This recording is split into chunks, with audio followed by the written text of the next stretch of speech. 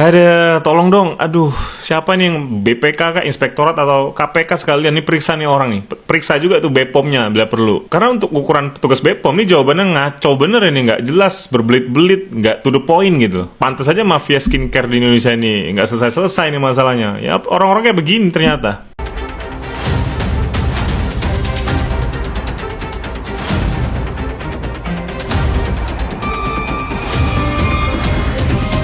Mafia skincare yang sudah melakukan pelanggaran berulang, Pak. Secara sistemik pabriknya udah ditutup. Betul. Distribusinya di stop. Betul. Hah? Produksinya di stop. Iya. Notifikasinya 30 hari. Siapa orangnya ini? Sebut. Kenapa seolah-olah kok alergi BPOM? Enggak alergi dong. Kenapa seolah-olah melindungi BPOM? Kenapa disembunyikan ini orang? Siapa yang nyembunyiin? Ya kalau nggak sembunyikan, ayo dong. Malam-malam gue lihat video soal BPOM ditanya siapa mafia skincare, rasanya gemes banget gue. Harusnya pihak BPOM itu lebih membela masyarakat, ya. Harusnya BPOM itu selalu pasti kan sekut pautkan dengan undang-undang perlindungan konsumen. Harusnya lebih membela masyarakat, bukan soal administratif. Kalian kalau lihat langsung videonya yang tadi gue spill sedikit dari awal sampai akhir, itu kurang lebih durasi 18 menit. Itu kita gemes loh lihatnya loh. Memang kalau belum ada keputusan pengadilan menentukan siapa mafia skincare, memang sulit untuk berbicara. Tetapi seharusnya BPOM tuh kasih tahu sebenarnya pabriknya tuh di mana, siapa, supaya kita masyarakat juga tahu sendiri nih, bisa mencari tahu siapa pemilik pabrik itu, siapa yang melakukan misalnya lempar order ke pabrik itu. Di sana masyarakat pun bisa menilai dan bisa menemukan mafia skincare sebenarnya. Sekarang kalau BPOM tanya apa-apa cuma selalu mengalihkannya, tuh kita udah ngeluarin 11 produk yang melanggar. Selalu alasannya tuh produk yang sudah dikeluarkan, yang sudah dirilis oleh BPOM, bahwasanya melanggar aturan BPOM. Ya, atau misalnya overclaim atau overprice lah, gue gak ngerti lah. Harusnya dalam hal itu BPOM tuh harus lebih spesifik gitu menyebutkannya, bukan hanya soal produknya aja. Kalau hanya soal produknya aja masyarakat gampang tinggal lihat, ya kita pengen tahu tuh mafia skincare-nya. Nanti nggak? Nah, semoga ya, ini gue sambungkan dengan kasusnya Henny Sagara saat ini ya. Gue kali ini mendukung Henny Sagara yang melaporkan para bazar ini. Ya, karena dari para bazar ini kita akan tahu titik terangnya siapa dalang semuanya ini. Dari dalang yang ditemukan itu nanti, itu akan mengarah lagi ke depannya itu mafia skincare. Ingat, dalam kisruh dunia skincarean ini, gue pikir kita jangan percaya sama owner skincare yang kelihatannya baik, diam atau apapun juga loh. Ya, karena kita juga lihat kan dokter, oh ternyata ada transfer ke bazar itu. Yang selama ini kita anggap itu mau bawa peri atau apalah, kita nggak tahu lah ya. Cuma pandangan gua dengan adanya kata-kata transfer untuk terima kasih itu kan kesannya itu jadi kayak negatif ya. Karena terima kasih itu dalam bentuk apa kita nggak tahu juga.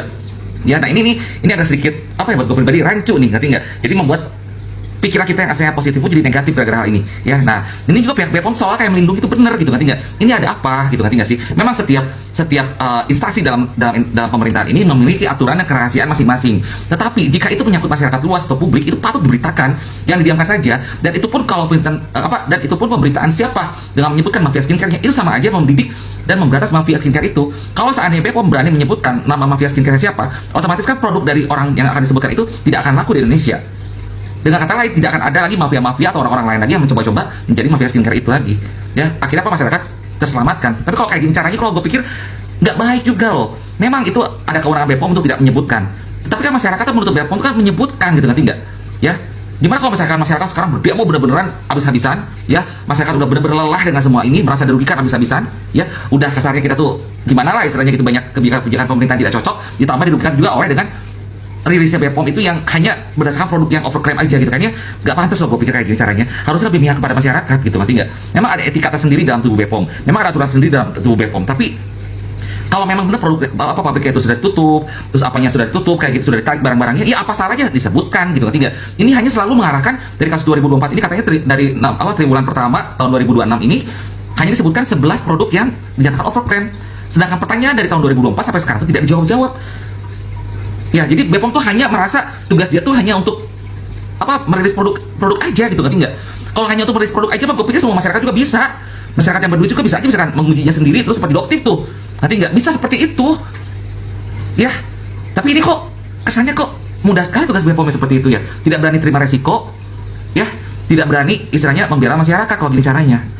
Aduh, ini harus diluruskan. Ini Presiden Prabowo harusnya atau pihak yang lebih tinggi dari BPOM itu harusnya, Menteri Kesehatan terutama ya mungkin ya, harus lebih intens nih melihat apa yang terjadi dalam tubuh BPOM ini nih. Ya, ini parah nih gue bilang. BPOM tentang produk-produk yang sudah Ini nggak ada penjelasannya. penjelasannya kan setelahnya, Bang. Iya, nggak ada. Ya udah tinggal abang buka aja. Yang mana coba dilihatkan? Ya tadi sama kan salah kamu. satunya saya buka, ini abang nggak percaya. Bukan itu. Gimana sih? Ini kan BPOM ini tindak 11 kosmetik mengandung bahan berbahaya, Iya. dilarang pada triwulan pertama 2026. Iya. Yang saya tanya yang penjelasan mengenai 11 Oktober mana jawabannya? Semuanya begitu berlaku umum. Berlaku umum, mana jawabannya? Mana pabriknya mana? Coba liatin. Yang mana? Ya, Siapa? buka aja ini, saya sudah kasih abang, gimana sih?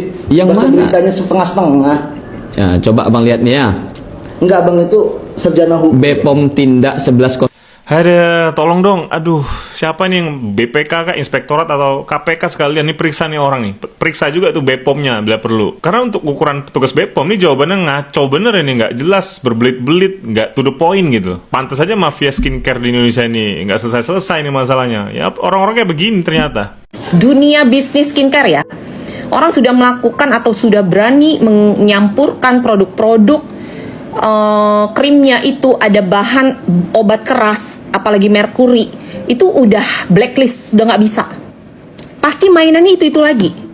Dari merkuri entah dia ke obat keras, bolak-balik aja, tunggu ketahuan aja, bolak-balik ketahuan ganti, udah gitu-gitu aja. Harusnya ganti profesi, jangan main di bisnis skincare karena udah nggak nyambung. Taunya cuman obat. Karena customernya, ini saya terakhir deh saya cerita ini sebelum saya tutup live-nya. Orang udah biasa jual krim ada bahan kerasnya. Nih, kita pakai logika ya. Pakai ada obat kerasnya atau ada merkurinya. Laris dong, karena hasilnya wow gitu ya. Ih bagus gini gitu, bagus viral kemana-mana. Ya dijamin bagus hasilnya, bla bla bla bla bla. Nah, mulai beberapa bulan mungkin sampai tahunan dia meraup keuntungan, oke? Terus mulai tumbang satu-satu. Korban mulai banyak speak up. Ini media sosial nih begini nih, ya kan? Mulai banyak speak up. Wah, aku pakai ini kok begini ya? Ini aman nggak ya? Aduh, ini produknya kok berubah, bla bla bla bla bla. Banyak banget mulai tidak meyakinkan. Atau tiba-tiba muncul di public warning BPOM. Ya kan? Muncul di public warning BPOM. Kena lah dia ya. Oke? Nah habis itu, itu udah ditarik. Ya iya jelas sudah ditarik. Karena BPOM itu kerjanya cukup memakan waktu guys. Waktu menerima laporan, dia ngecek dulu, diklarifikasi dulu, ini produk pabrik siapa yang memproduksi, bener nggak dari pabriknya. Oh bukan, ini pabrik, ini produksi di saya itu gini. Makanya ada kata tidak diproduksi oleh yang tidak berhak. Itu kalau di list public warning itu ada yang tulisan gitu. Artinya pabrik itu tidak memproduksi itu, yang dia produksi yang ini. Berarti siapa? Oh, ada yang mengoplos nih. Si ownernya lah, siapa lagi? Iya kan? Karena pabrik merasa tidak mengeluarkan produk semacam itu, gitu. Ada juga yang kalau tidak ada tulisan itu berarti pabriknya yang mengeluarkan itu, gitu. Jadi kita harus lihat satu-satu ya. Nah, itu udah nggak dijual lagi, ada lagi yang baru. Kok enaknya begitu? Terus pertanggungjawabannya yang udah lewat tuh gimana? Ya kan? Yang udah lewat tuh gimana? Kamu menjual merkuri loh kemarin. Korbannya banyak loh. Itu gimana mereka? Ya kan? Habis itu yang tahu nih, wah pada lepas krimnya, berantakan semua kulitnya. Ya kan? Habis itu dihasut-hasut lagi. Enggak lah, kita kan udah bertobat. Kita kan sudah melakukan perbaikan gitu ya. Terhasut lagi, iya aku udah gak cocok nih. Aku pakai punya kamu tuh memang bagus banget, waktu aku lepas berantakan. Iya makanya pakai lagi. Ini punya aku udah aman, pakai lagi. Isinya apa? Ya mainannya begitu lagi, bagus lagi. Terus bilangnya apa yang pengguna ini? Karena gak ada yang cocok. Semua tuh jelek ya. Bagus banget krim itu. Padahal krimnya krim berbahaya. Kayak gitu terus permainannya. Ya, kalian gampang banget terhasutnya. Heran saya. Jadi kalau kita ngomongin produk yang udah bermain di situ, dia susah buat tobat. Kenapa? Kalau dia bertobat, dia pakai krim yang bener-bener aman. Itu waktu lepas dari krim yang berbahaya itu kan mukanya bereaksi semua. Terus dia pakai krim yang aman nih, konteksnya aman nih, dan dia nggak tahu apa yang terjadi di kulit. Kayak kalian aja nanya, dok dermatitis gimana dok kulit aku baru lepas dari krim racikan. Dok gimana dok, aku baru lepas merkuri, kulit aku hancur. Saya tahu caranya dan saya punya formulanya, ya kan? Nah kalau orang-orang yang biasa menjual obat-obatan kayak gitu, dia nggak tahu, dia nggak paham. Akhirnya kira-kira laku nggak produknya? Saya tanya kalian. Yuk interaksi yuk. Laku nggak produknya? Kalau dia sudah benar-benar bertobat, laku nggak? Karena mukanya udah berantakan semua. Enggak, ini udah beneran aku bertobat pakai ini. Nggak laku. Nggak laku, guys, ya. Karena apa? Lah dia kagak paham itu reaksi apa yang lagi terjadi. Nggak laku. Ya mendingan ganti bisnis. Jangan skincare kalau nggak ngerti gitu. Saya agak keras karena saya udah capek banget rasanya, kok jahat banget. Jahat banget gitu. Ya, mereka tuh kok bisa kayak gitu, jahat banget. Dan makin lama kan makin ngeraup keuntungan, makin kaya dong, berkuasa. Ya. Jadi ya korbannya tetap kalian-kalian yang nggak paham, masih mau percaya. Ya kalau saya sebagai edukator ya terserah gitu. Tapi please lah kalian lebih kritis lah. Gimana mau bertobat? Orang kalau dia jualan yang bener nggak laku, gimana? Jualan lagi nggak? Yang nggak aman. Diselipin lagi nggak? Yang nggak aman diselipin lagi nggak? Ya karena kalau beneran aman krimnya, bukan lagi isinya steroid, bukan lagi isi hidroquinon, bukan lagi isinya merkuri. Ya, mukanya pada berantakan. Klien-kliennya itu semua mukanya akan berantakan.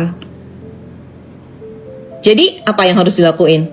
Ya jualin lagi, selipin lagi dengan modus-modus baru. Mungkin diselipin salep, diselipin apa.